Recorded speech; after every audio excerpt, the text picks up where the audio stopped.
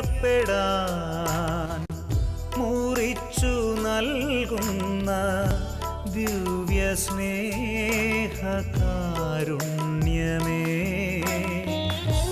അൾത്താരയിൽ നിന്നും അകതാരിലേക്ക് ഒഴുകും സ്നേഹപ്രവാഹമേ, ഒഴുകും സ്നേഹപ്രവാഹമേ.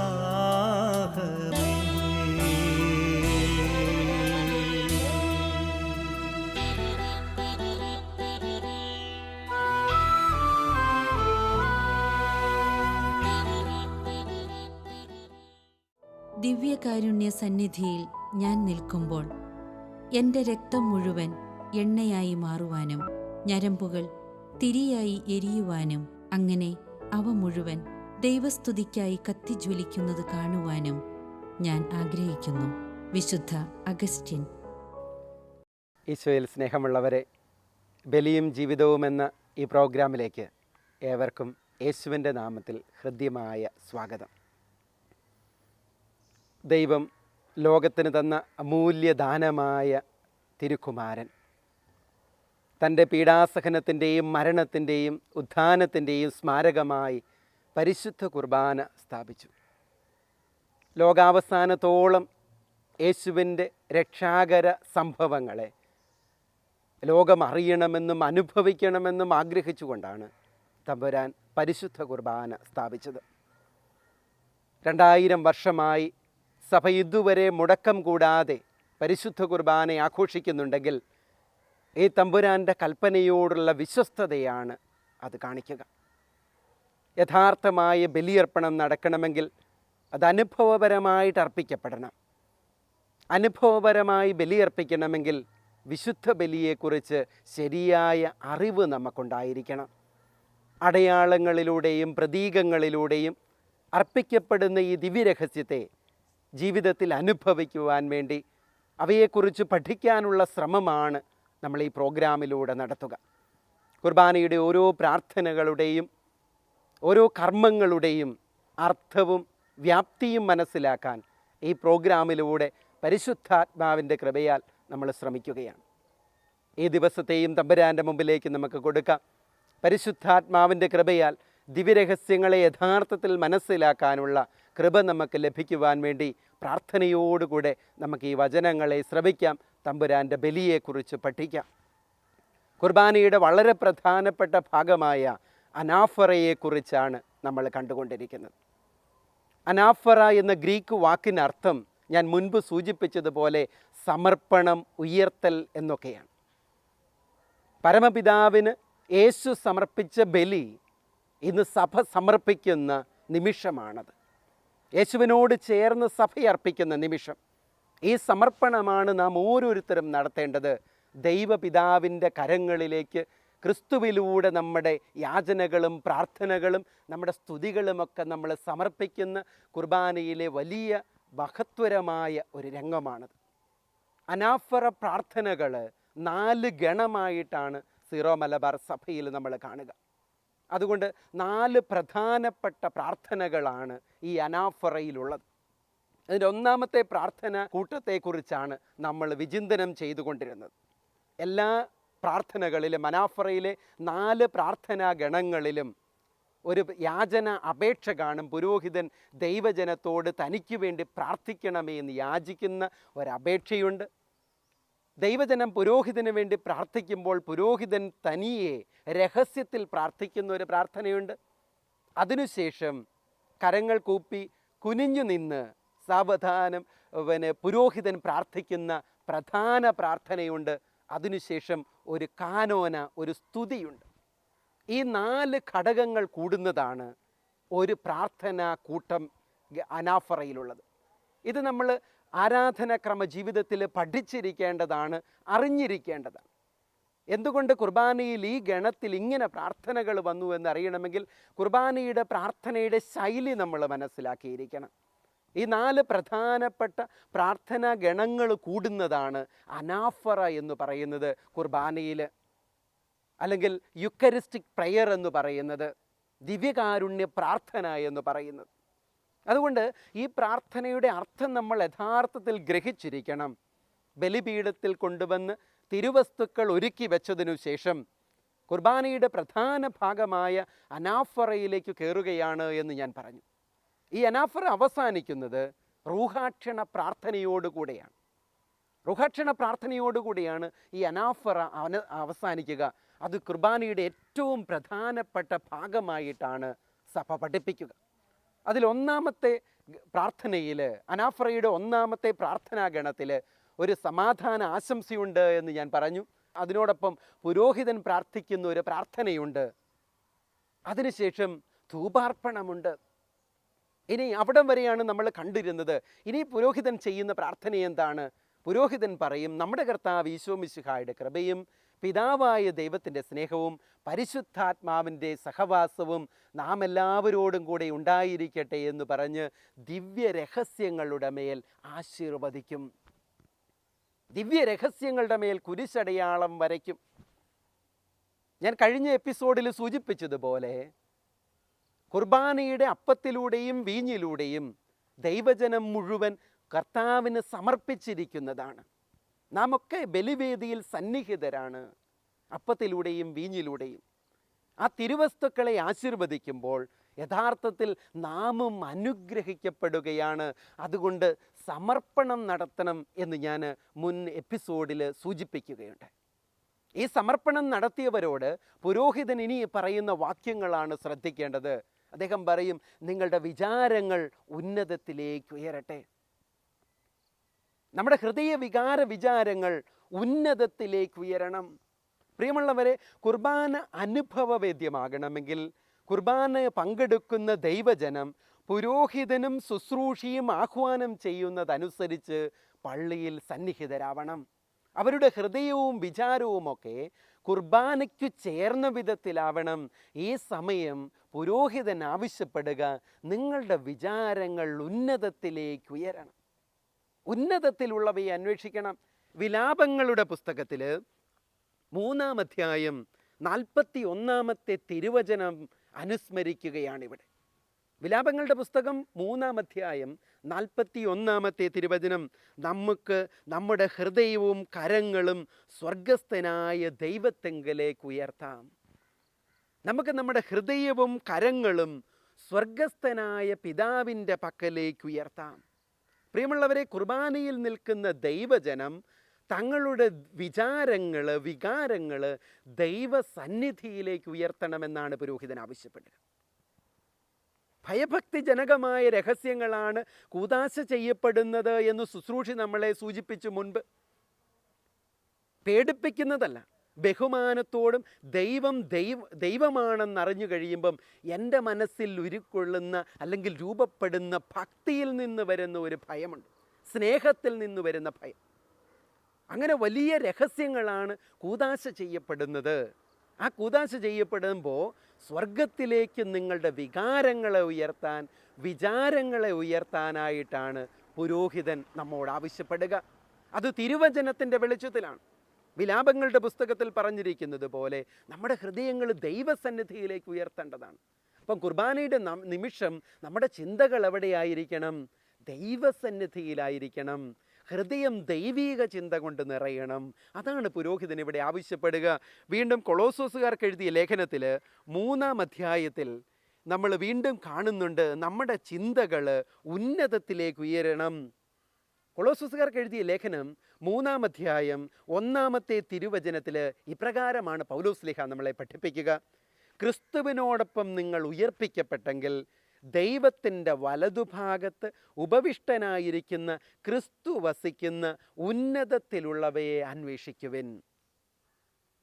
പ്രിയമുള്ളവരെ, ദൈവജനം, വിശ്വാസികൾ ക്രിസ്തുവിൻ്റെ ഉത്ഥാനത്തിൽ പങ്കുകാരായതുകൊണ്ട് ഇനി എന്തന്വേഷിക്കുന്നവരാകണമെന്ന് ശ്രീവ നമ്മളെ ഉത്ബോധിപ്പിക്കുന്നത് ഉന്നതത്തിലുള്ളവയെ അന്വേഷിക്കുന്നവരാവണം, സ്വർഗത്തിലുള്ളവയെ അന്വേഷിക്കുന്നവരാവണം.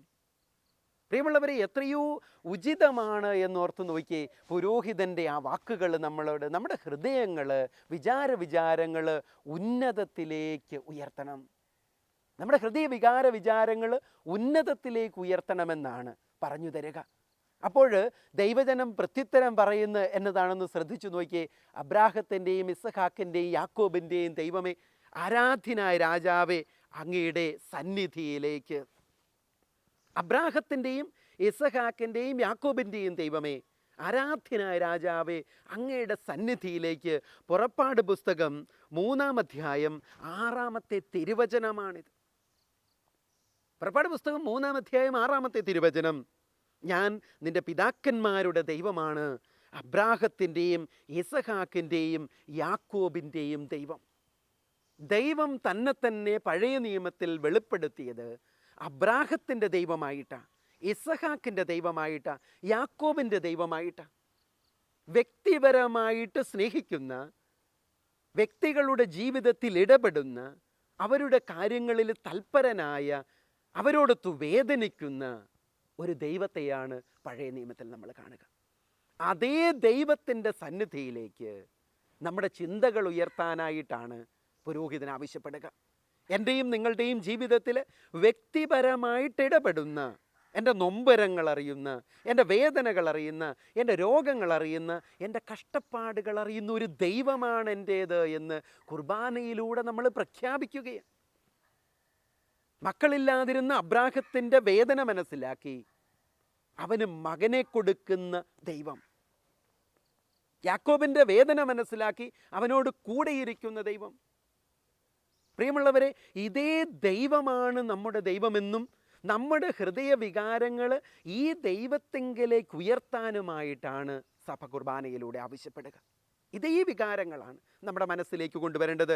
രാജാക്കന്മാരുടെ പുസ്തകത്തിൽ 18-ാം അധ്യായം 36-ാമത്തെ തിരുവചനത്തിൽ ഇതേ കാര്യം തന്നെ അനുസ്മരിക്കുക.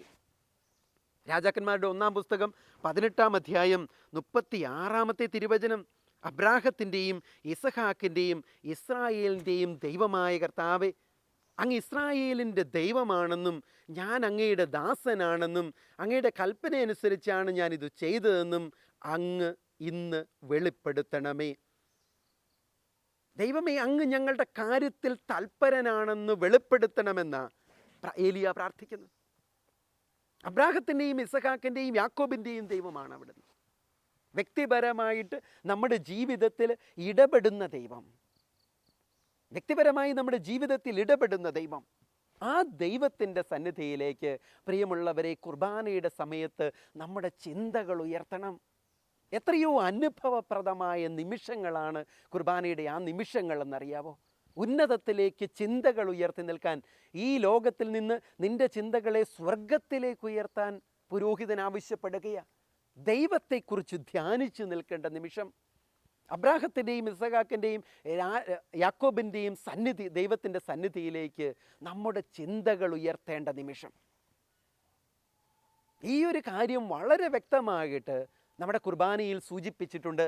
അത് മനസ്സിലാക്കിക്കൊണ്ട് വേണം ദൈവജനം കുർബാനയിൽ പങ്കെടുക്കുവാനായിട്ട്. നമ്മൾ കുർബാനയിൽ പങ്കെടുക്കുമ്പോൾ ഈ വസ്തുത മനസ്സിലാക്കിക്കൊണ്ട് വേണം നമ്മൾ കുർബാനയിൽ പങ്കെടുക്കാൻ. അബ്രാഹത്തിൻ്റെയും ഇസഹാക്കിൻ്റെയും യാക്കോബിൻ്റെയും ദൈവത്തിൻ്റെ സന്നിധിയിലേക്ക് ചിന്തകൾ ഉയർത്താൻ നമ്മളോട് ആവശ്യപ്പെടുകയാണ്. സകലത്തിൻ്റെയും നാഥനായ ദൈവത്തിന് കുർബാന അർപ്പിക്കപ്പെടുന്നു എന്ന് പുരോഹിതൻ വീണ്ടും ചെല്ലുമ്പോൾ ജനം കൊടുക്കുന്ന പ്രത്യുത്തരം അത് ന്യായവും യുക്തവുമാണ്. ദൈവത്തിന് ബലിയർപ്പിക്കുക എന്നുള്ളത് മനുഷ്യൻ്റെ കടമയാണ് എന്ന് ദൈവജനം ആവർത്തിക്കുക. വെളിപാടിൻ്റെ പുസ്തകം 4-ാം അധ്യായം 11-ാമത്തെ തിരുവചനം ഇപ്രകാരമാണ്: ഞങ്ങളുടെ ദൈവവും കർത്താവുമായ അവിടുന്ന് മഹത്വവും ശക്തിയും ബഹുമാനവും സ്വീകരിക്കാൻ അവിടുന്ന് അർഹനാണ്. ദൈവം എല്ലാത്തിനും അർഹനാണ്. മഹത്വവും ബഹുമാനവും ആദരവും കിട്ടാൻ അർഹനായ ദൈവത്തിൻ്റെ പക്കലേക്കാണ് നമ്മുടെ ചിന്തകൾ ഉയർത്തേണ്ടത്, നമ്മുടെ സ്തുതികൾ അർപ്പിക്കേണ്ടത്, നമ്മുടെ യാചനകൾ അർപ്പിക്കേണ്ടത്. പ്രിയമുള്ള സഹോദരങ്ങളെ, കുർബാനയുടെ ഈ നിമിഷത്തിൽ, കുർബാനയുടെ ഈ ഭാഗം വരുമ്പോൾ പുരോഹിതനോട് ചേർന്ന് നിന്നുകൊണ്ട് നമ്മുടെ ഹൃദയവികാരങ്ങളെ ദൈവസന്നിധിയിലേക്ക് ഉയർത്താൻ സഭ നമ്മളോട് ആവശ്യപ്പെടുകയാണ്. അത് നമ്മുടെ കടമയാണെന്നാണ് വെളിപാട് പുസ്തകം പറയുക. ദൈവം മഹത്വത്തിനും സ്തുതിക്കും യോഗ്യനാണ്. അത് നമ്മുടെ കടമയാണ് അവിടുത്തെ ആരാധിക്കുക എന്നും അവിടുത്തെ പക്കലേക്ക് നമ്മുടെ ചിന്തകൾ ഉയർത്തുക എന്നുള്ളതും ദൈവമക്കളുടെ ഉത്തരവാദിത്തമാണ്. ദൈവമക്കൾ പ്രാർത്ഥിക്കേണ്ടത് അങ്ങനെയാണെന്നാണ് വിലാപത്തിൻ്റെ പുസ്തകത്തിൽ നമ്മൾ കണ്ടത്. അതുകൊണ്ട് ഈ പ്രാർത്ഥനയുടെ സമയത്ത് ആത്മീയമായിട്ട് നമ്മുടെ ചിന്തകളെ ഉയർത്താൻ, ഈ ലോകത്തിൻ്റെ വ്യാപാരങ്ങളിൽ നിന്ന്, ഭൗതികതയിൽ നിന്ന് പ്രാർത്ഥനയുടെ നിമിഷത്തിൽ ദൈവസന്നിധിയിലേക്ക് ചിന്തകൾ ഉയർത്തിക്കൊണ്ട് നിൽക്കാൻ ആ കുർബാനയുടെ സമയത്ത് നമുക്ക് സാധിക്കണം. അതിനുശേഷം പുരോഹിതൻ ചൊല്ലുന്ന പ്രാർത്ഥന ശ്രദ്ധേയമാണ്. രണ്ടാമത്തെ ഗഹാന്ത പ്രാർത്ഥനയിലേക്ക് കയറുകയാണ്. ഒരു യാചന പ്രാർത്ഥനയുണ്ട്, ഒരു പ്രാർത്ഥന അഭ്യർത്ഥനയുണ്ട്, പുരോഹിതൻ്റെ ഒരു രഹസ്യ പ്രാർത്ഥനയുണ്ട്, പുരോഹിതൻ കുനിഞ്ഞു നിന്ന് ചെല്ലുന്ന പ്രാർത്ഥനയുണ്ട്, അതിന് ചേർന്നതിന് ശേഷം ദൈവത്തെ സ്തുതിക്കുന്ന ഒരു പ്രാർത്ഥനയുണ്ട്. അത് കഴിഞ്ഞതിന് ശേഷം അടുത്ത പ്രധാന പ്രാർത്ഥനാ കൂട്ടായ്മയിലേക്ക് കയറുകയും അവിടെ പുരോഹിതൻ ചെല്ലുന്നത് ശ്രദ്ധിച്ചു നോക്കി.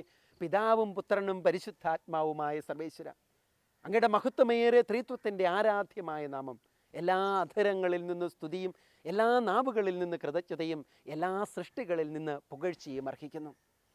എന്തുകൊണ്ടെന്നാലെങ്കിൽ ലോകത്തെയും അതിലുള്ള സകലത്തെയും കനിവോടെ സൃഷ്ടിക്കുകയും മനുഷ്യവംശത്തോട് അളവറ്റ കൃപ കാണിക്കുകയും ചെയ്തു. സ്വർഗവാസികളുടെ ആയിരങ്ങളും മാലാഖമാരുടെ 10,000ങ്ങളും മഹോന്നതനായി അങ്ങേ കുമ്പിട്ട് ആരാധിക്കുന്നു. അഗ്നിമയന്മാരും അരൂപികളുമായ സ്വർഗീയ സൈന്യങ്ങൾ അങ്ങയുടെ നാമം പ്രകീർത്തിക്കുന്നു.